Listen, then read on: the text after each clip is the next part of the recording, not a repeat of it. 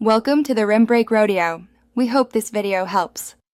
In this video, I will show you how to make organic sauerkraut. First, gather your ingredients and tools. Select one large organic cabbage, about 3 to 5 pounds, and 2 tablespoons of non-iodized sea salt. You'll also need a large mixing bowl, a sharp knife, and a 1-gallon fermentation jar or crock. Cleanliness is key, so make sure all your equipment is thoroughly washed before you begin this exciting culinary adventure. Now, let's prepare the cabbage. Start by removing any bruised outer leaves from your organic cabbage and discard them. Then, cut the cabbage into quarters and remove the tough core. Using your sharp knife or a mandolin, thinly shred the cabbage into pieces about 1/8 of an inch thick.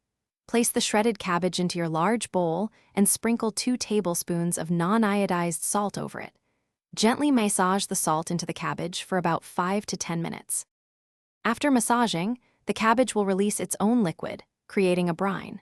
Tightly pack the salted cabbage into your 1-gallon fermentation vessel, pressing down firmly to remove air pockets.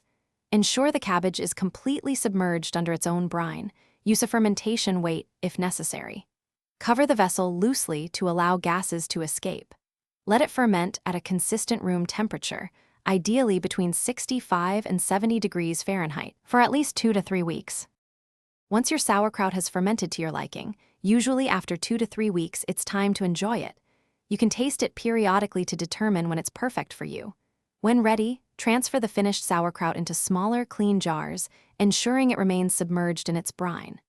Store these jars in the refrigerator, where your delicious homemade sauerkraut will last for several months. And hey, while you're making things fresh, why not freshen up your ride? Check the description for a link to little trees, black ice, and other great deals. Thanks for watching. Consider subscribing if we helped you.